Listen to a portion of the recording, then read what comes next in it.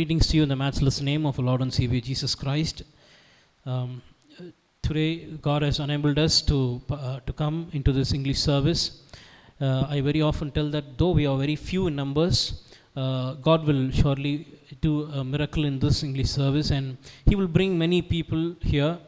The one thing that we lack here is the lack of promotion. And I believe that God will enable us to promote this English service and take this English service to many people out there. So this morning, may God's presence be in this place, and let us all have a heart of listening to the voice of God, and may God speak to us this morning. And with all the due respect and honor, we will all welcome a God in our midst, who is in our midst, and let Him alone do wonders and miracles in our lives. So, today we are going to meditate on an important incident from the Bible, and even more specifically on a particular person. So, this person grew in a palace. He lived in a palace. He had great authority, and he had everything. He had a good life, a well-settled life. And this person, we will meditate it in the upcoming time. So we will see what happened to this person and who is this person. Let us all turn our Bibles to Exodus chapter 3 verse 1. Exodus chapter 3 verse 1. I will read it for you. Now Moses was tending the flock of Jethro, his father-in-law, the priest of Midian, and he led the flock to the far side of the wilderness and came to Horeb, the mountain of God.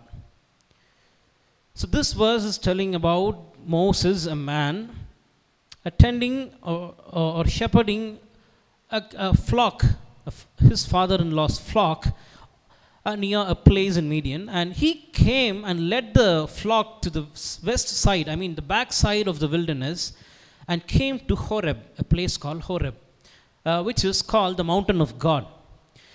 We will see the reason behind the state of this verse, and we will look at its background, and we will come, and only then we will understand. So Exodus chapter 2 verse 11 to 15, it says like this, the background of this. So one day Moses, he grew up in palace. So he was a little boy. He grew up in a palace. So he was more than a citizen there. He was Pharaoh's son. So he was well developed in that palace, and he was well trained in that palace. So though Moses was raised in Pharaoh's palace, his people were the Hebrews. So the outward appearance made him look like an Egyptian, but his characters, his inner being, his breath, his blood, his everything was from a Hebrew origin. So this incident, we all know that. So how Moses came to the Pharaoh's palace and how he was brought up there. So when we look at Moses' life, we see Moses was like an eaglet. So growing up in a crow's nest. So all the Egyptians we can compare them to the crows. And this Moses was an eaglet, a little one of an eagle. So he grew among them, among the palace people and the other child of Pharaoh's son. Pharaoh. One day when Moses had grown up, he began to grow up there in the palace. And as he was growing up, he came to a age where he can discern good and bad, and he can take decision on his own, and he can travel on his own, and he has authority on his own. So he grew up and he went out to meet his people. Who are his people? Hebrews. The Hebrews are the people of Moses. So he went to see what his people are doing there. So, and he looked their burdens. As he traveled and went on to place, he looked his people as well as looked their burdens too. So those days, the task was very heavy upon the Hebrew people. So it was entirely occupied by the Hebrews, but the dominion over the Hebrews were the Egyptians. So the Egyptians dominated the people of God, the Hebrew people. So they gave a large amount of work, heavy works, and less time of sleep, less of food, and sweat over all his body. All their bodies. Because under the hot sun, they need to travel, they need to work for the Pharaoh and for his servants. So this is what the state of the Hebrews were in the land of Egypt. So as Moses went out to see them, he saw them as well as their heavy works and heavy burdens. So here Moses noticed another important thing here, which is he saw an Egyptian beating a Hebrew, one of his own people. So Moses, his origin was from a Hebrew, but he was raised in a Egyptian's palace, Pharaoh's palace. So he was never a Egyptian by birth. By brought up, he was an Egyptian. He became an Egyptian. So he saw an Egyptian, that own citizen, that country citizen, at a commander maybe. He was beating up Moses' own group of people, one of his peoples. And we see when that Egyptian, that task maker or that commander bet the Hebrew fellow, his blood pressure would have raised there. And his anger would have raised. Unfortunately or fortunately, it pops out of nowhere. From the within it all starts. So, as like that, Moses also had this blood pressure while looking at his own people getting beaten up by the Egyptians. And his nerves were peeping out of his skin. So, he looked this way and that way. Is there anyone looking at me, watching me, or seeing me? So, will anyone notice me or not? And as he was seeing and watching closely, whether any one of them are watching him, he struck down the Egyptian and hit him under the sand, in the sand. Moses went for one purpose, to see how the people are working. But there he found that his own people are getting beaten up, and he, out of nowhere, came that angry, and he murdered an Egyptian. The task maker maybe, or the commander, that official. So he murdered that fellow and hid him under the sand. So we easily can see from that place, Moses went away from that place and went home safely. So, and seeing he struck down and he murdered. So Moses stands for his people here. We can see a great quality, but he murdered. So he murdered. That's the sin, greatest sin that he committed in his life. Anyhow, if Moses stands with his people or not, a mistake is a mistake, a sin, a wrong is a wrong.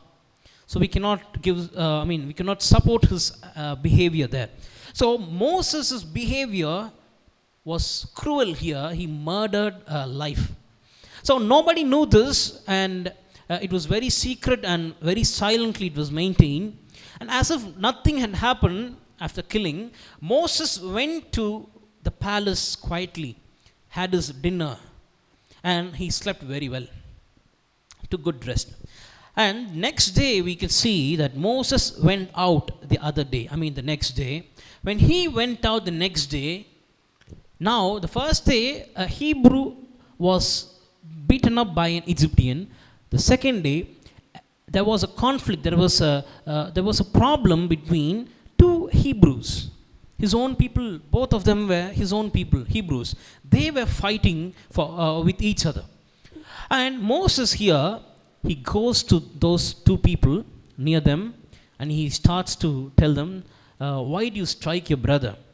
Why do you beat or make trouble to your companion? So why do you harm our own brothers? And yesterday we see the day, before yesterday, Moses murdered. Now he is giving a good advice to the Hebrews, telling them not to fight with each other. And we see one of the person out of the two, he answered, "Who made you a prince and a judge over us? Who are you to peep your nose into our problem? Who are you to ask this question?" And not just here, he left. He told, "Do you mean to kill me as you killed the Egyptian?" So yesterday you murdered an Egyptian. So do you mean that you will kill us also the same way?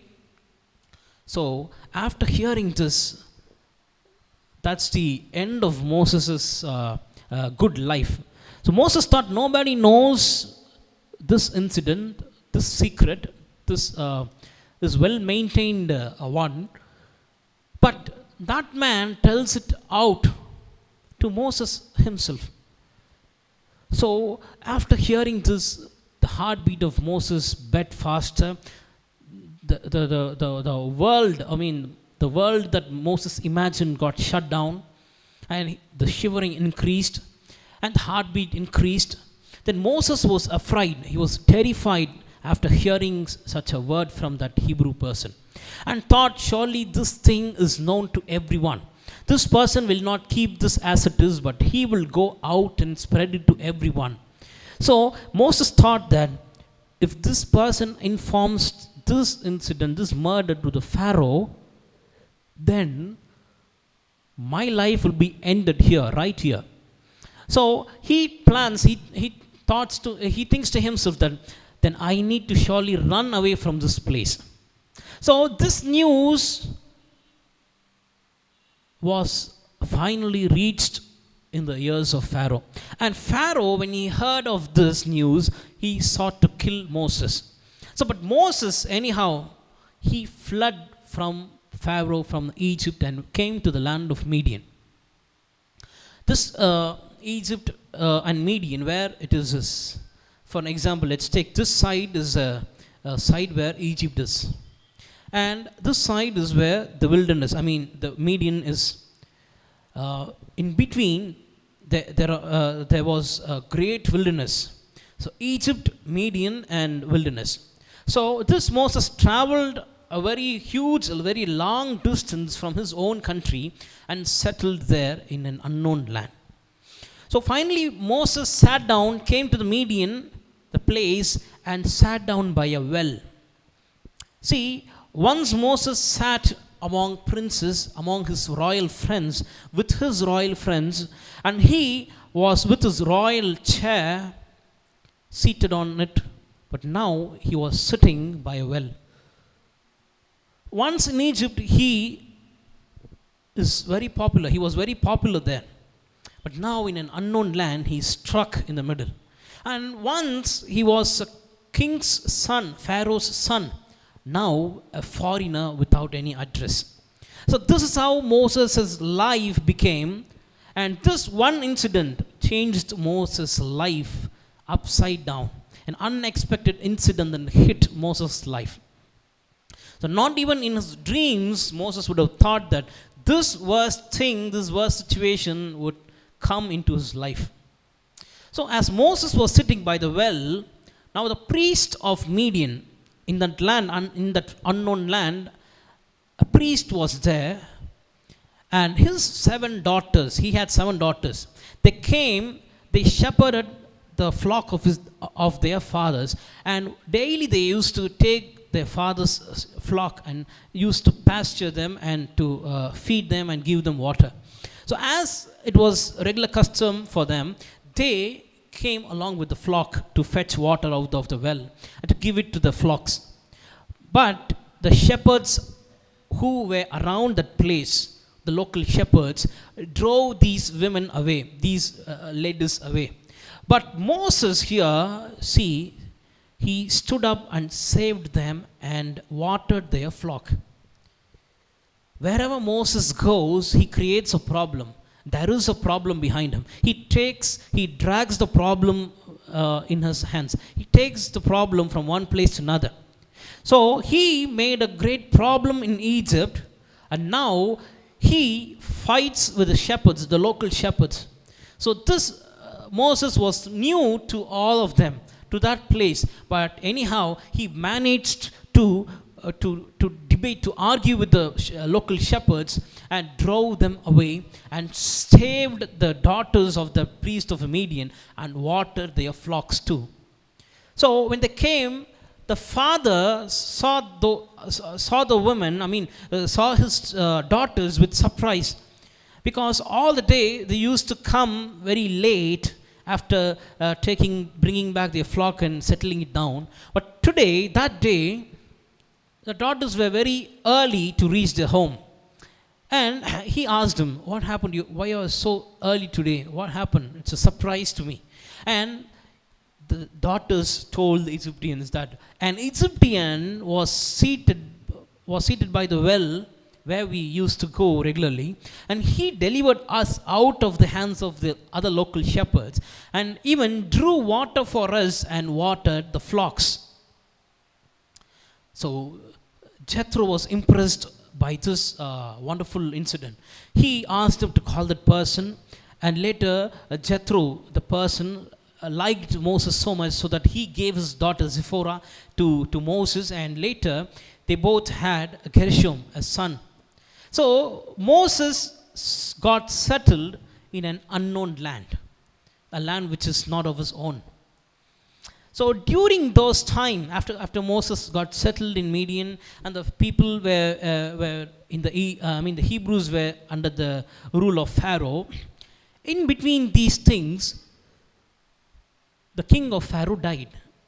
The father of Pharaoh died, and the people of Israel, the Hebrews, they mourned and they groaned because of the slavery, and wept, cried aloud, because they couldn't bear such harsh punishments, such hard work, such hard labor. They cried for rescue from slavery and called upon their God. They do not know the name of the God, but they identified the God of Israel by their forefathers. They called Abraham's God of Isaac, God of Jacob. Please help us. Please take us out of this burden. Please take us out of this slavery. God heard their groaning and remembered the covenant that he made with Abraham, Isaac, and Jacob. So when we take him, he never ever forgets his covenant which he made to his people, with his people. We may forget sometimes, most of the times, many times, and we can run away, but our God will never ever forget his covenant that he made with us.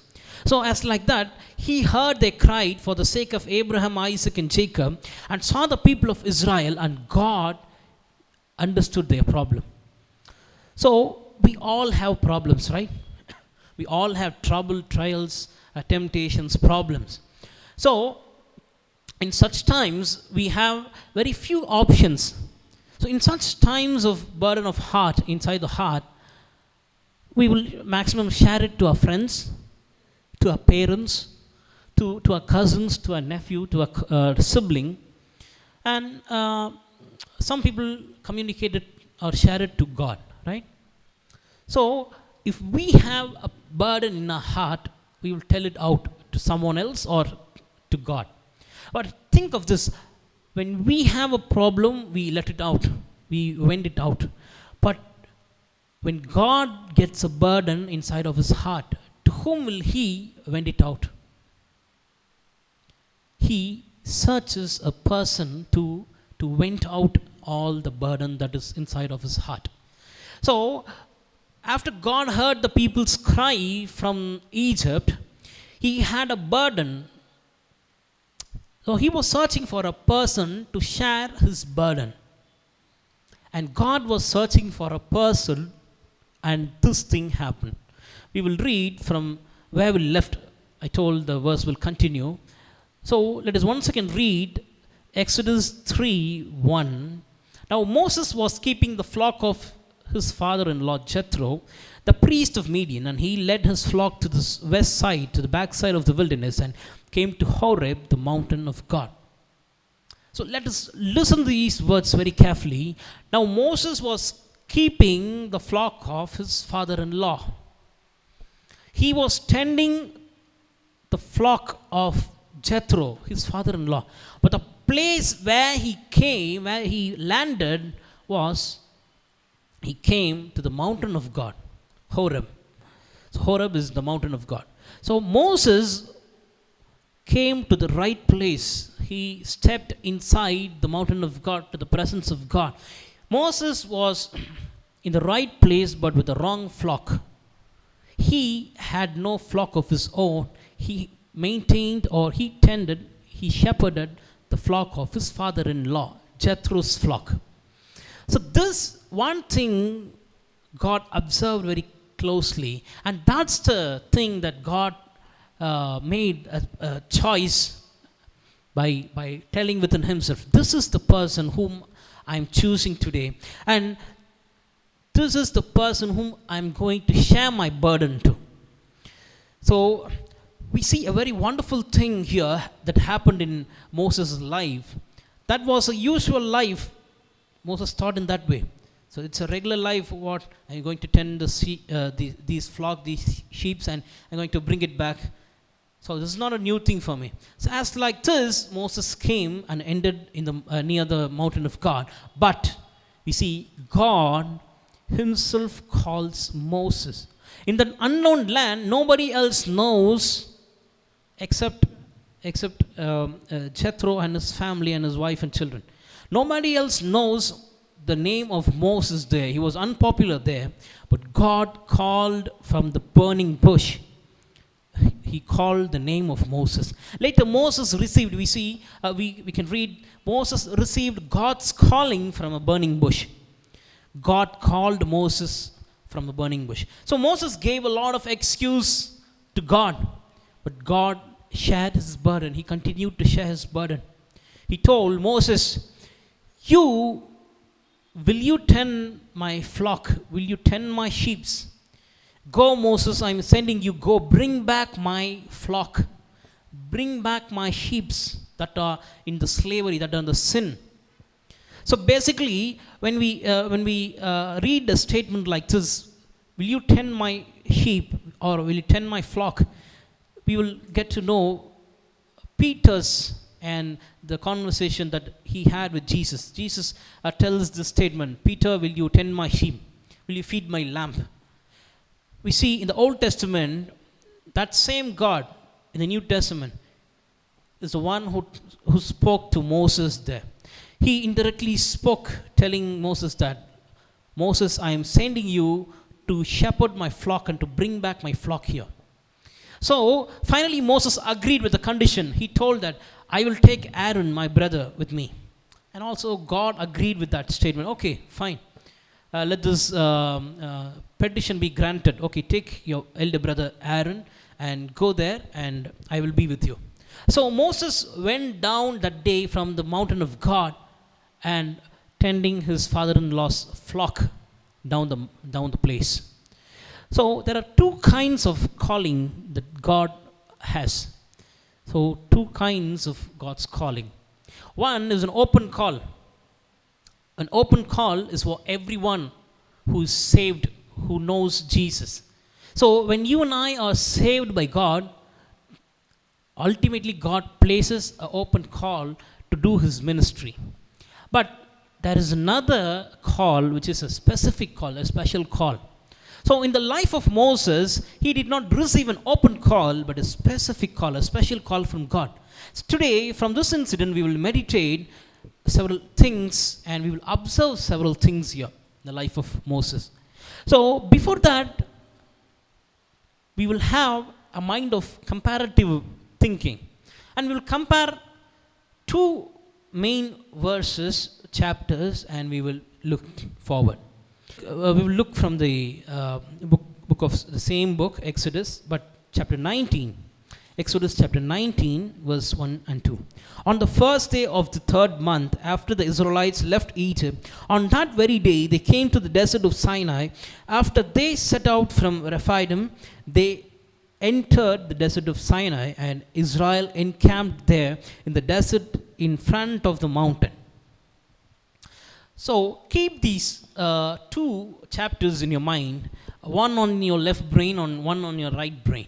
So chapter 3 on one hand, on chapter 19 on another hand. So compare these two chapters or verses, and we will get to know what God has kept for us today. So see, when God called Moses to his greatest ministry, and when when Moses agreed with God to do his work, to tend his flock, he gave three wonderful things in the life of Moses. When God calls you and me, a person, for a specific task, he gives these three wonderful things. When God called Moses, the first thing that he gave new identity, a new identity for Moses. So earlier in Egypt, this same Moses, his life was different. He lived a luxurious life. He had a first class food. He had servants all around him to guard him, to protect him from all dangers. So he need not work. So he had everything at his hands. So no one to ask question, to raise question, because he was a Pharaoh's son, and no suffering, no pain, no sweat, anything. So Moses was not or never under someone. He was all alone and doing things that he wished to do. And we see, but people were under Moses, under his control, because he was Pharaoh's son. He had so much authority other than all other common people. See, Moses was an ordinary person in Midian. But when we look at his life, his earlier life, he was a well-trained, he was a well-skilled, a well-knowledgeable person who learnt all the skills and wisdom of Egypt. He was a well-versed person. So I don't think that Moses was an ugly shepherd. He doesn't know anything. He doesn't know to speak. No, that's not the thing here. He very well know every skill.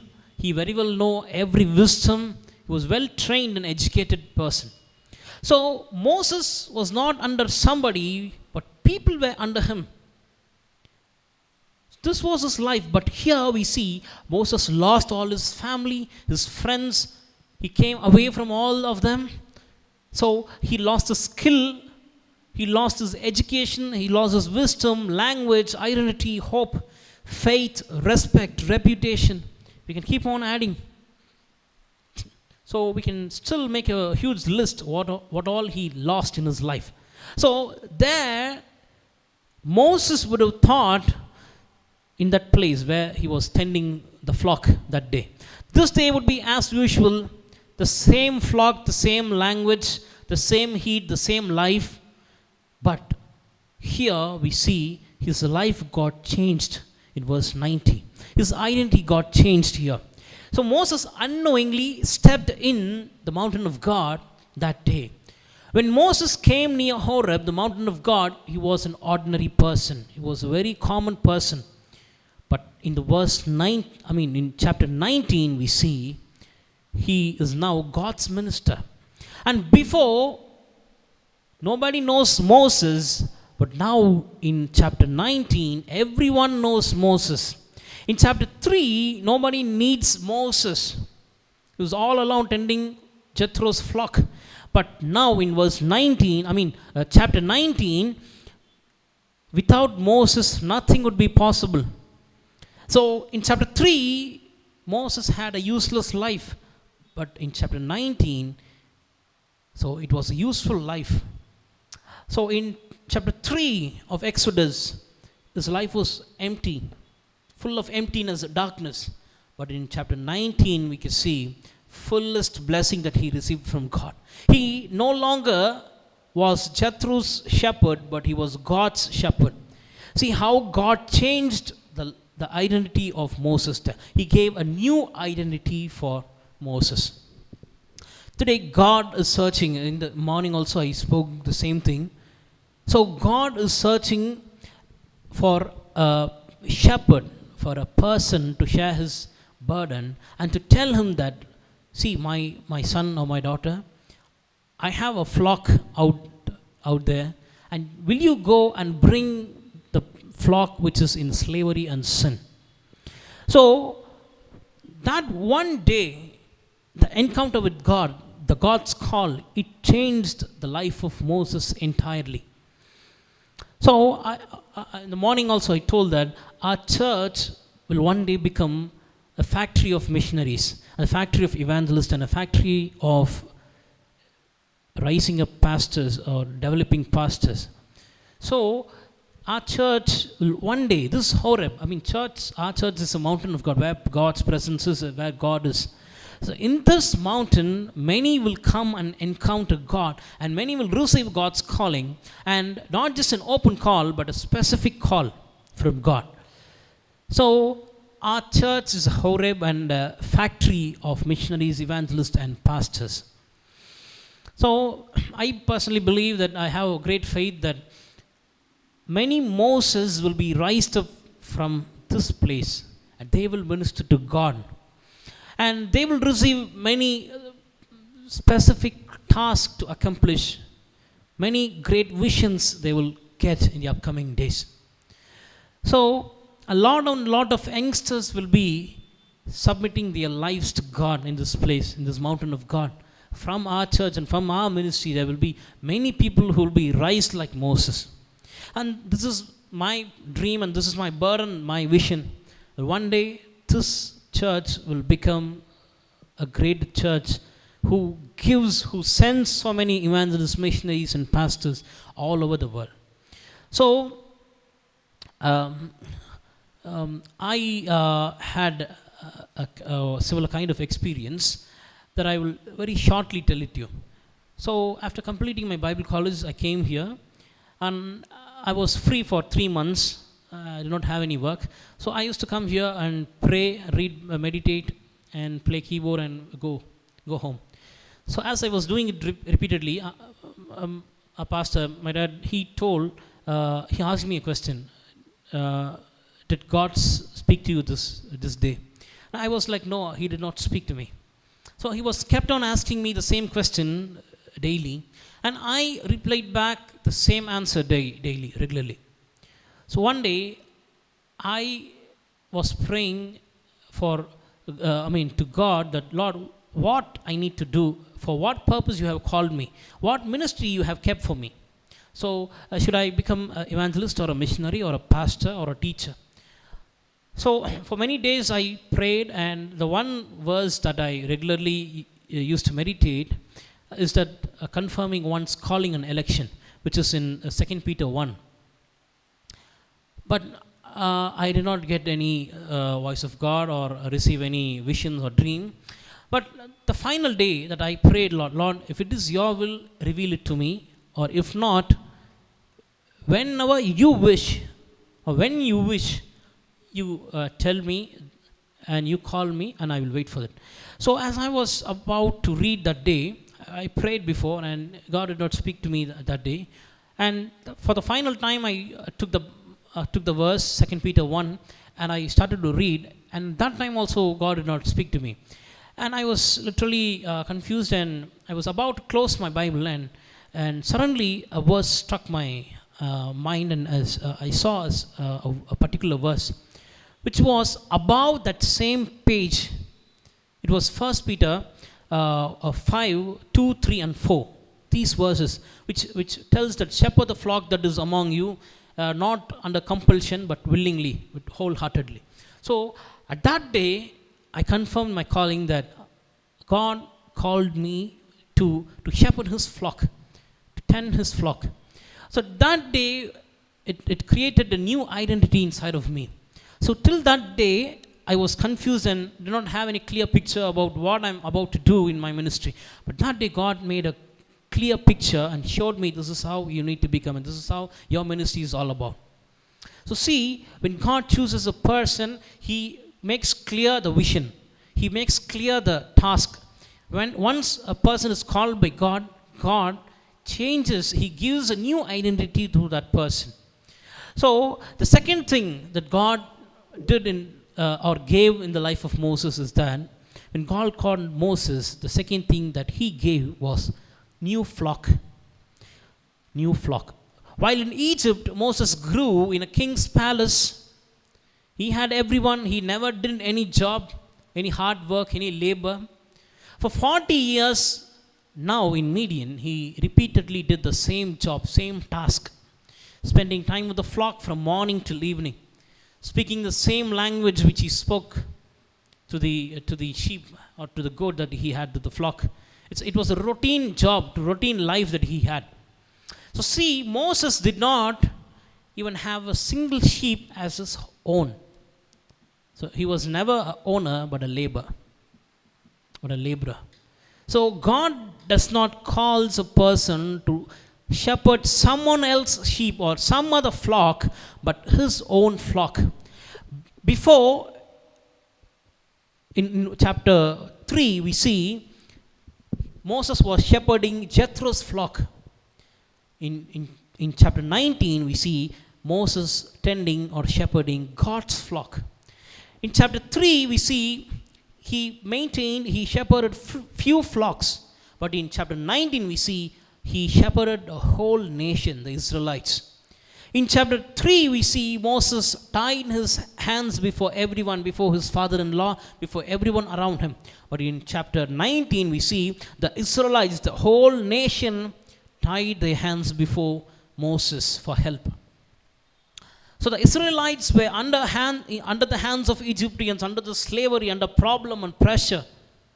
But now in verse 19, in chapter 19, God through Moses delivered all of the people, all of the Israelites, and freed them and changed their problem.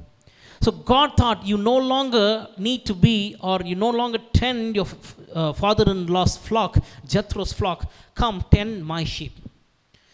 So in these days, we might be in God's presence, in God's church, in the right place. We may be in the right place, but with the wrong flock, with the wrong group of flocks that we can be always. So not a flock of God, but a flock of someone else. So behind useless things, wasting time and wasting efforts. But when God calls you and me, he will give his flock to shepherd, a whole nation to shepherd.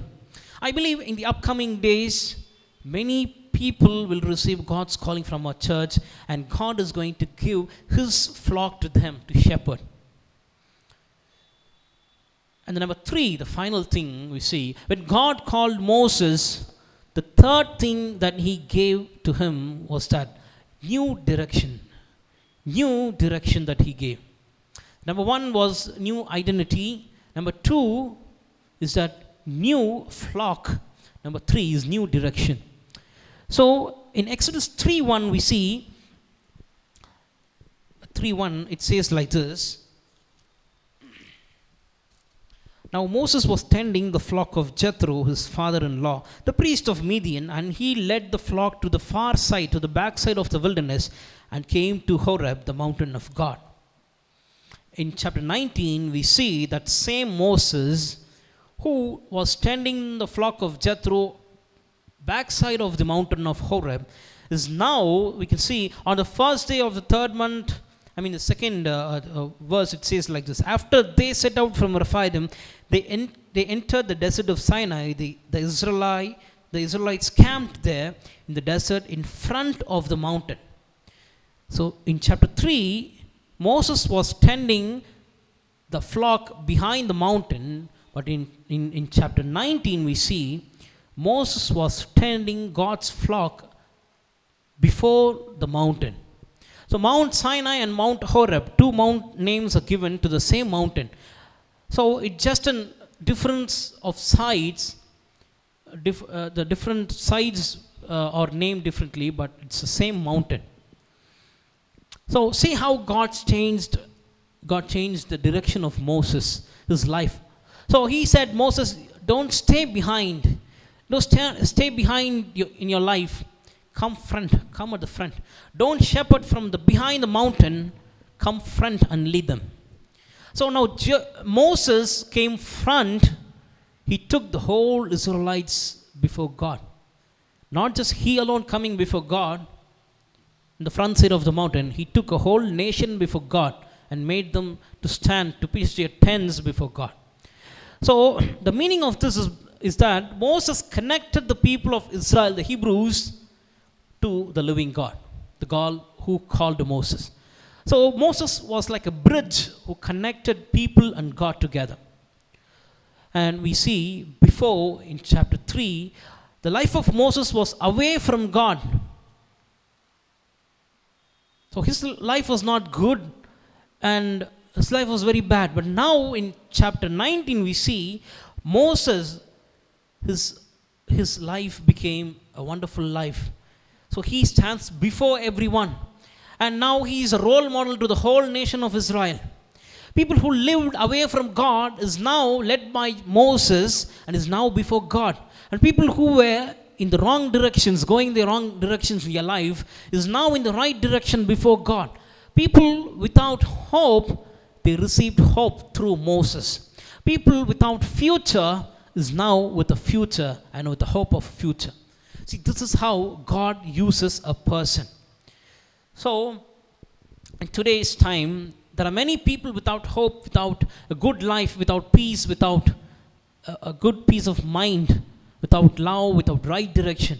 And God is calling us, and He places a special call to us to take the people out of slavery, to bring hope, to bring future, to bring life, to give goodness, to bring peace, love, and right direction to the people who are wandering outside, who are under slavery and sin. So God is searching for a Moses to tend his flock before him. So I believe that our church will one day have a lot of group of people standing before God. And God will raise Moses from this church, as well as He will give flocks from different places to be under His wings. To be under His wings. So today there are a lot of false teachings and doctrines that are evolving around. God calls us to guard those people, to bring out those people from the wrong doctrines, from the wrong teachings. So that is why God places a specific call to several people. So in the New Testament we see Jesus shared his burden to a person. And that person was none other than Peter, who was very enthusiastic and who was very bold and very brave in all the activities that he did. So after Jesus was caught by the Roman soldiers in the New Testament, Peter denied Jesus. He cursed Jesus 3 times. The Bible tells that. So when the time when Peter denied and he cursed Jesus, and that's where his identity got lost. He missed God's flock. He was in the wrong direction. So after the resurrection, see, such a cruel thing that he did to his master. But after resurrection, Jesus did not leave Peter alone, but to this person who cursed him, who denied him, out of all the 11 other disciples, Jesus followed behind this Peter and asked him, Peter, will you tend my sheep? So that is a God, and our God, He does not simply calls or He does not simply ask us to tend His sheep, but He has a great plan in our life. He has a great plan to that flock that He is about to hand it over to us. So Peter, that day, he understood the mission of God, the heart of God. He received the burden of Jesus, and he became the first bishop or the first church father at that time. And till today, in the history, we see Peter was the first bishop of all the churches, first father, church father of all the fathers who had come later. So today, maybe you would have lost your identity, your vision, your calling, your faith, your hope. But God reminds today, He is ready to give you a new identity, a new vision, a new calling, a new hope, a new faith. So if you have God's touch, if you feel God's touch, or if you feel God has spoken to you, don't take decisions out of emotion. Pray and God will insist you in the right direction. He will give you right knowledge. He will talk to you. He will place His calling. He will call you to His ministry in His own time, through pastors, through your leaders, through your parents, to your teachers. So through all of them, God confirms your calling. He calls you. So not necessarily He will call from the burning bush all the time. Not always the one particular framework. But He calls. His calling will be different from person to person. So in a different times, He calls different people for a different purpose, with a different intention. So don't expect God to call you in a specific manner. He has so many ways to call you. And if your heart receives that calling, you give your heart to Jesus, and He will change your identity and give you a new identity, and He will give you a new flock to shepherd, to flock them, and He will give you a new direction in which you need to go, and in which you need to take those flocks, you need to shepherd those flocks. So God shares His burden today by asking this question: will you tend my flock? Will you go and bring them out and shepherd them? Let us look to the Lord in prayer.